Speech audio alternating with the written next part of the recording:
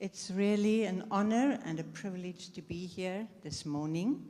I've been on this stage many moons ago for 7 years. And then we moved back to Brooklyn campus, and then we moved all over the place. But anyway, at the moment we are at our Parkview campus together with Tops and Mignon, and enjoying the last leg of our time in Doxa Deo. We are at the point of retiring, and yeah, but life goes on, eh? And this has always been our life, to impart into the lives of others and to share what God is doing in us, to share that with other people. So we will just keep on doing that, but not always on the stage.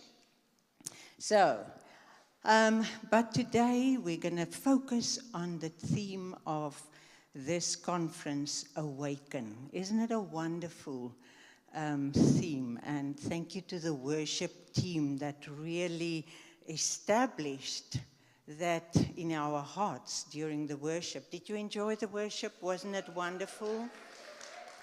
Yeah, when we sing these songs, we are actually prophesying the truth of God into our own hearts and into our own lives, and also into the lives of the people around us. So thank you, worship team. I really enjoyed that. Now, the first place in Scripture where we find the concept of awaken is in Genesis 2. When God breathed his breath into a lump of clay, Adam awoke. And the first thing that Adam saw when he awoke was the face of God. And the life within him was the breath of God. And that same breath of God is still today the life in you and me. And in seeing God face to face, Adam became aware of his own image in the face of the Creator. God was the one defining Adam. And he explaining to him visually, this is how I see you. This is who I made you to be. You are in my image. You are in my likeness. How amazing is that? How amazing is that, to behold the face of our Creator, and knowing what I see in front of me is actually who I am. This is my image. This is my likeness. So Adam realized, looking into the face of God, this is who I am. And may we truly be awakened to the awareness of the life within us, that life is the breath of God. Now, unfortunately, as we know, Adam and Eve were deceived by the devil to believe that the kind of life that was on offer to them in the tree of life, which speaks of Christ, is not good enough. So the devil convinced them to find life in their own way and on their own terms by eating from the tree of knowledge of good and evil. But Christ, the tree of life, became human. He gave up his glory. He became human to give his life as a sacrifice for every human being to be restored to their original likeness, the image of God. And that is why you and I can be here today, fully restored to the image of God because of the sacrifice of Jesus Christ. Jesus restored face-to-face fellowship with God to remind us of our original image and our original design. And may we gaze deeply into the face of God today, because face-to-face fellowship with Him has been restored. And may we grab every opportunity that we have to gaze deeply into His face and see, this is how God sees me. This is who I am. Psalm 17, verse 15 is David's prophetic prayer about our restoration that was promised in Jesus Christ, our Savior. And this is what it says.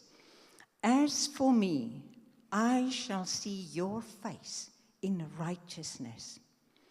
I will be fully satisfied when I awake to find myself seeing your likeness. Now, the New King James Version puts it this way. It says, when I awake in your likeness. So what David is saying here, when I see your face and realize this is who I am, when I can see myself in you, only then will I be fully satisfied. The one thing that will surely satisfy me is when I am awakened to the awareness that I am in His likeness. Until then, I can never be fully satisfied. So let's have a look at this amazing scripture in Colossians 1, verse 26 to 28. I'm going to read it, and you can read it with me on the screen.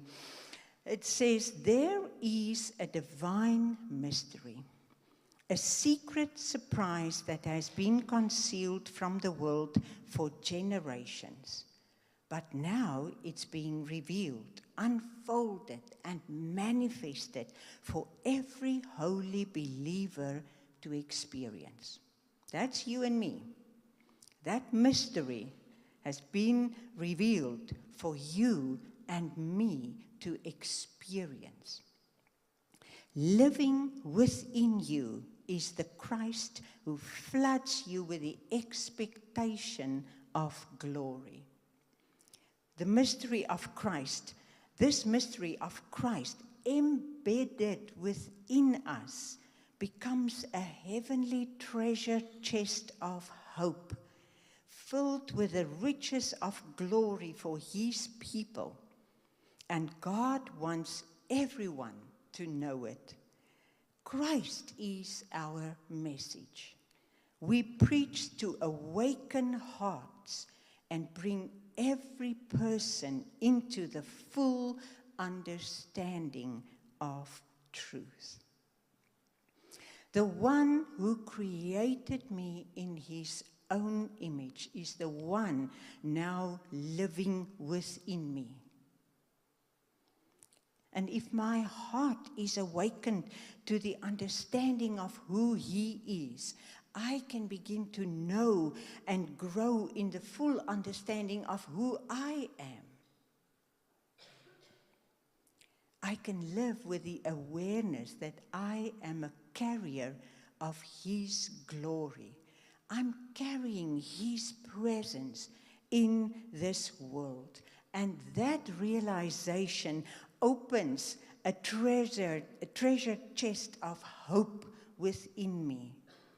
I can now expect glorious things to happen in my life and through my life because of the nature of his life within me.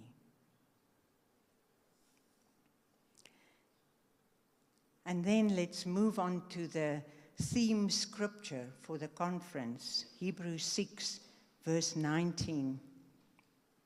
It says, this hope, this confident assurance we have as an anchor of the soul.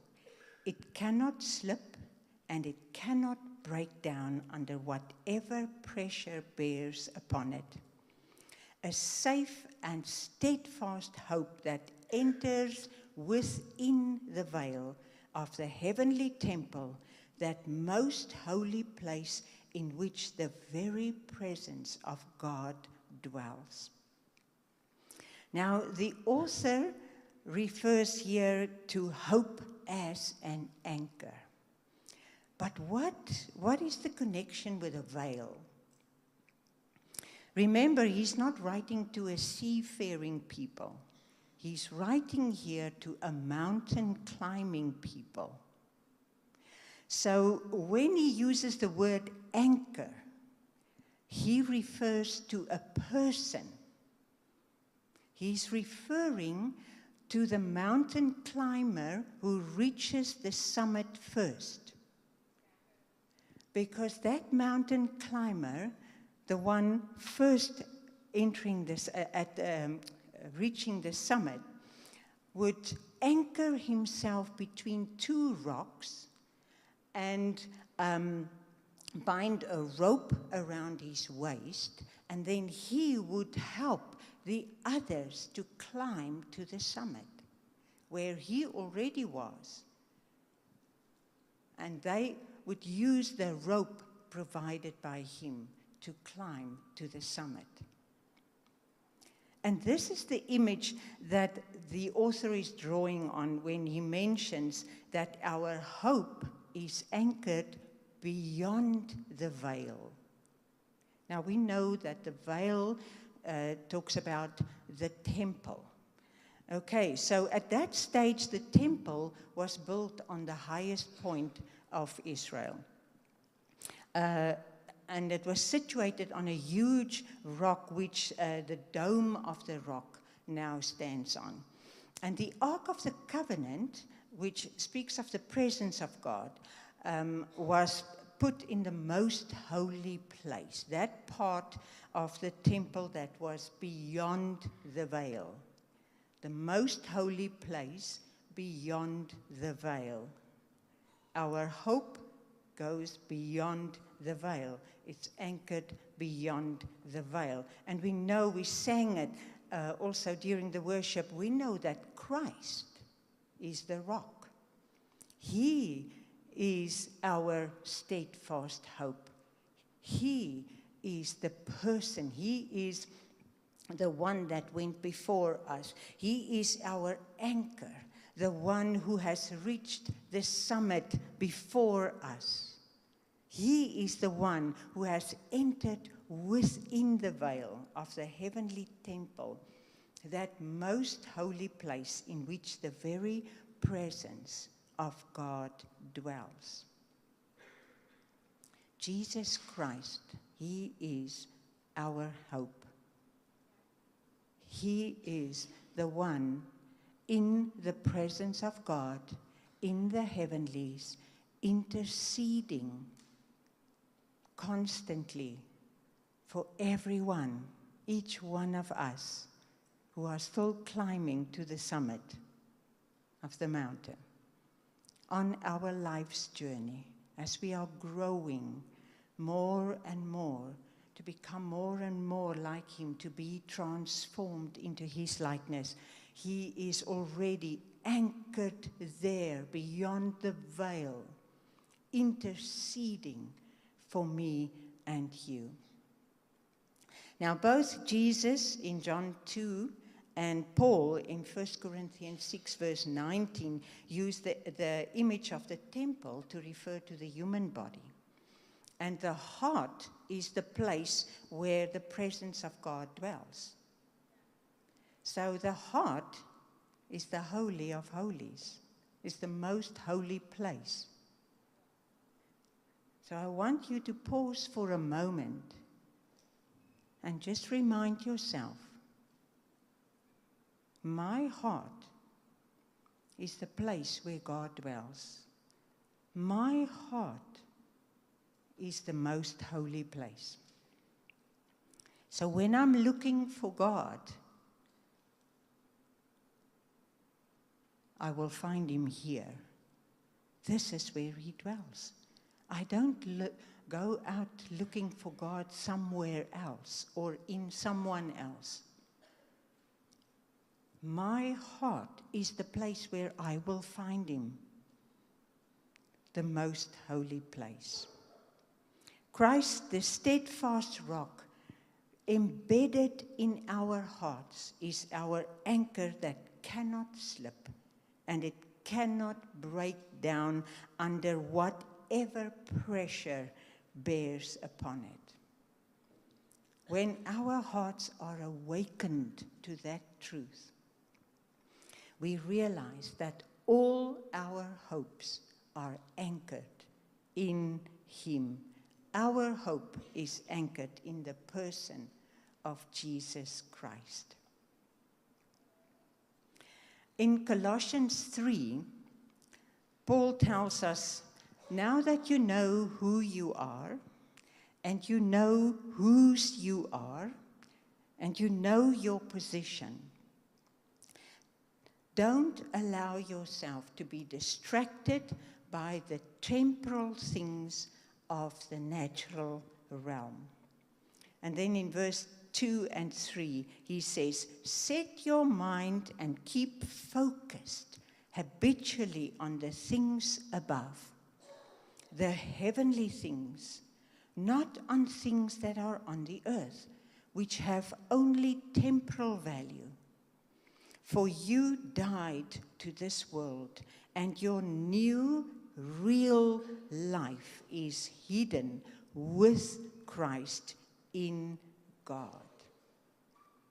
Stay focused on who you are and whose you are, because there are two pictures that are being presented to us of what is real and what is true. One of them is being thrust upon us by the spirit of the world, the natural realm. The other one is the eternal realm presented by the Spirit of God. And we get to decide on which one of these two pictures we want to focus. We get to decide, you and I. It is our choice. In fact, this scripture says that we can establish a habit of focusing on the heavenly things, which are superior to the natural things. This does not mean that we can ignore the natural realm. It's impossible. Life happens. We can never ignore the natural realm. But if we can be more aware of the heavenly realm, we can see, we can have a different perspective on the things of the natural realm. And we will be able to come up with heavenly solutions for earthly problems. And that is what it's all about. It's not that we wish the problems away or that we ignore the problems. It's to change the perspective when we face the natural realm, when we face the challenges, the problems of the natural realms. We have Christ, the fullness of what is eternally true, present within us. So our picture of what is real and what is true is anchored in the person of Jesus Christ. And it's from that place that we engage with the natural realm. His life in us awakened us into new life. And unless we are awakened to and aware of this reality of Christ within, we will constantly be distracted by the things of the natural realm. From that space, being awakened, being aware, we can begin to engage our world. And His hope within us enables us to redefine and reinterpret everything from the glorious reality of Christ in me, the hope of glory. So, now that our hearts are awakened to the truth that our hope is steadfast, our hope is anchored in Christ, and we can constantly be aware of the fact that He dwells in His fullness within us. How does this change the way we pray? And does this change the way we pray? You see, if we only hope and pray for things to change in our natural realm, we will often be disappointed. Prayer is so much more than just sending God our wish list. Prayer is part of co-laboring with Him. Jesus taught us to pray, "Your kingdom come, your will be done on earth as it is in heaven." He taught us to pray from a heavenly position into an earthly situation. There's a huge difference. Praying from a heavenly position into an earthly situation. And it starts with knowing His will on whatever I'm praying for. And we find the fullest expression of God's will for every situation in the person of Jesus Christ, in our relationship with Him, being in Him, Him being in us. That is where we become aware of God's will. So the most effective prayer happens after hearing from the Creator and the author of life, and aligning my heart and my mind to His. I partner with Him in prayer by speaking His life-giving word into my world and awakening hearts to His hope. The answer to every prayer we pray is found in Christ, the one who lives within us. That is where we go first before we pray. Listen to what Colossians 1 says about Him, about Jesus. It says, everything was created in Christ Jesus. So just for a moment, think, what is it that you want to pray for? Whatever it is, it was created in Christ Jesus. Everything exists through Him and for His purpose. Everything finds completion in Him. That one thing that I'm trusting God for, that one thing that I feel this is totally out of place, this is totally out of character. I need to understand that one thing finds its completion in Him. And that tells me that He cannot miss a thing. He knows every detail of every life. And He has the answer for everything. If He is our hope, we should trust Him that His will, His truth, His answer for every prayer will work together for good, because we love Him and we are praying in agreement with His purposes. So I want to end this by leading you in a prayer of surrender. So if you don't mind, you can just close your eyes and you can pray out loud this prayer after me. Okay, are you ready? Good, here we go. Lord, I surrender every fiber of my being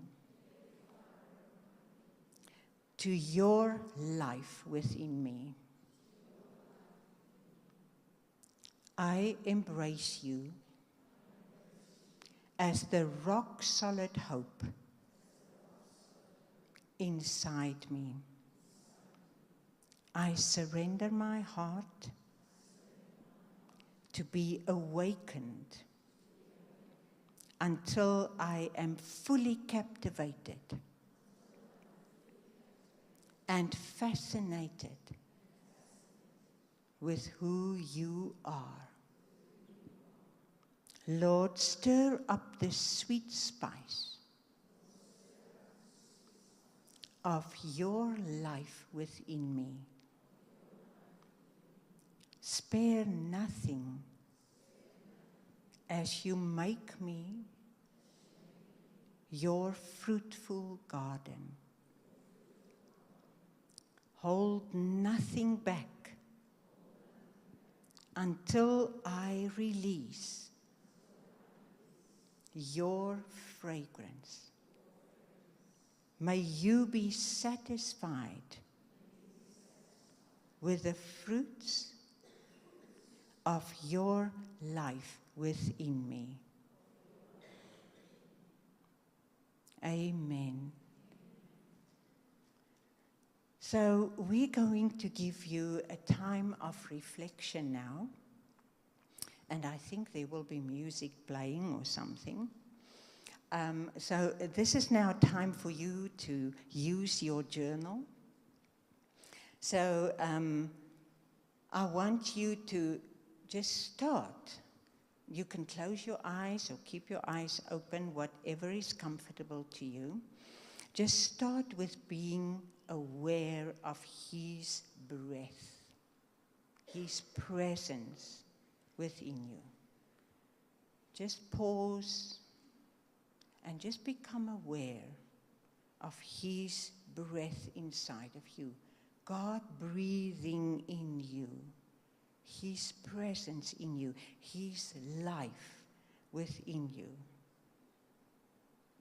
Just remind yourself that your heart is His home. Your heart is the most holy place. And that is where you will find Him. That is where you will find Him. In your own heart. And now just focus on the reality that Christ within you is your anchor. He is your anchor. He is your steadfast hope.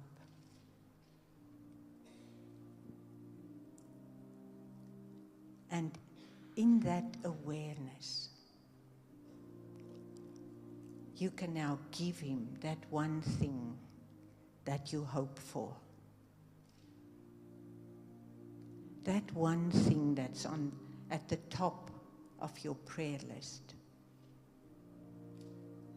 That one thing that you wish could be changed. Just give it to Him. Just bring it before Him.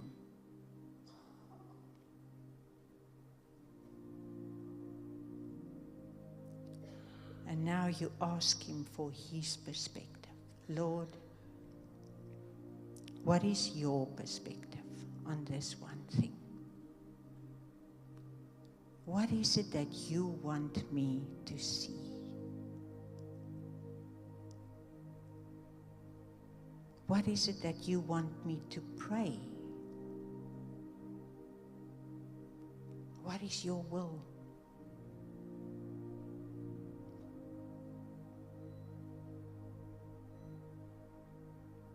And then you ask Him, Lord,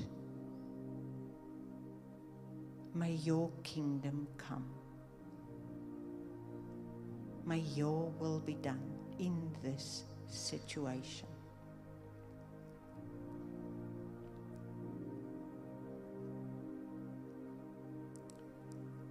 And now for the rest of the time, just allow the Holy Spirit to come and minister within you, to come and minister to your heart, to your mind. Let heavenly reality just come and fill your mind. And then you write down in your journal what you experience, what you see. Maybe a picture, maybe just a word, maybe just a concept, maybe a scripture. Just write it down. So for the next few minutes, just allow the Holy Spirit to minister to you.